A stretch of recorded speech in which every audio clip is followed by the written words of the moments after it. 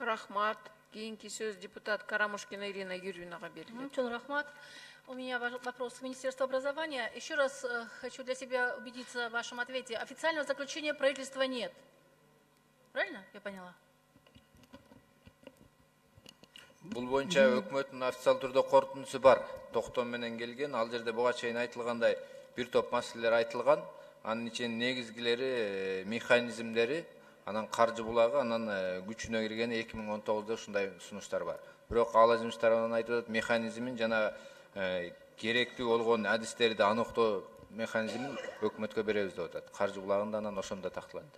Можно я отвечу? Ирина Юрьевна, мы вот это заключение, откровенно говоря, очень долго ждали правительства. Мы где-то 5 месяцев ждали заключения правительства.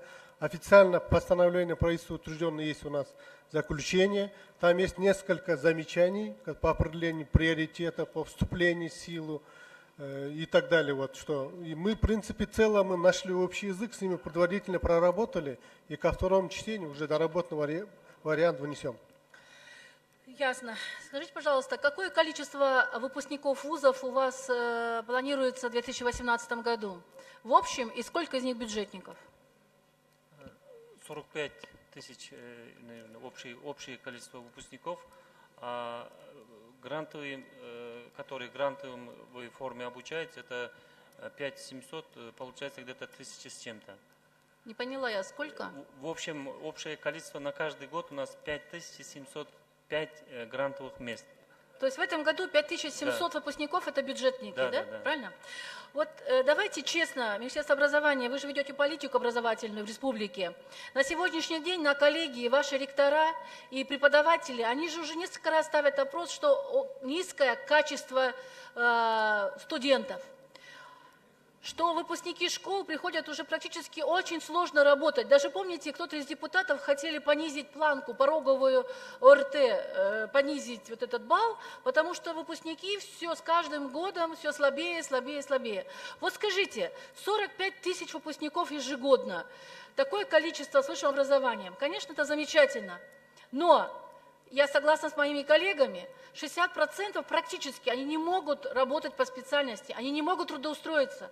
К нам обращается очень много родителей, которые просят туда устроить, сюда устроить, там пройти, здесь пройти, там не берут без практики работы и так далее. Зачем нам такое большое количество некачественных выпускников вузов? Зачем? Может быть, мы перейдем все-таки на качество от количества? Ирина Юрьевна, да, есть такие моменты. Вот, чтобы обеспечить именно качество выпускников, вот с 2017 года уже внесена институт вот этой независимой аккредитации, где уже мы начинаем чувствовать, что если какая-то программа готовит некачественных выпускников, они не проходят аккредитацию и постепенно закрываются. То есть, кроме лицензирования, сейчас, чтобы выдавать диплом, документ об образовании, они проходят независимую аккредитацию. Раньше это была госаттестация, вот то, что до сегодняшнего дня выпускались, они по результатам госаттестации, который занимался само министерство. А так как в последнее время мы уже дали на независимые аккредитационные агентства, это дает уже свои плоды.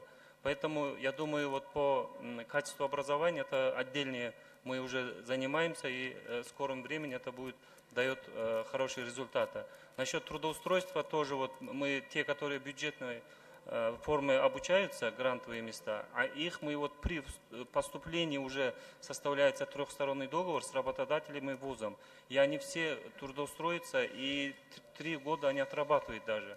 Да, с контрактами есть проблемы, потому что это добровольно они поступают и добровольно свободные как бы трудоустройства, поэтому, но будем стараться их тоже контролировать. Ирина Юрьевна, можно я тоже один мысль скажу? Да, вот то, что мы предлагаем, тоже, наверное, будет какой-то стимул повышению качества образования. Мы не предлагаем увеличивать количество мест студенческих, да, в высших учебных заведениях. Сегодня будет у нас, значит, больше будет конкуренции.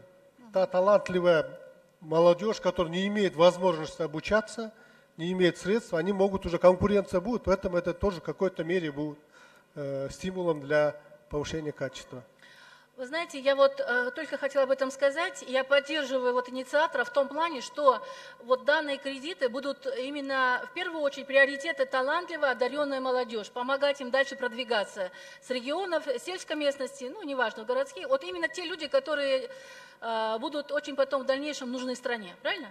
Я так поняла? Да. Так, ну тогда я согласна. Поддерживать Совершенно. Спасибо одаренную и большое. талантливую молодежь нам необходимо в первую очередь. Спасибо. Спасибо большое. Рахмат.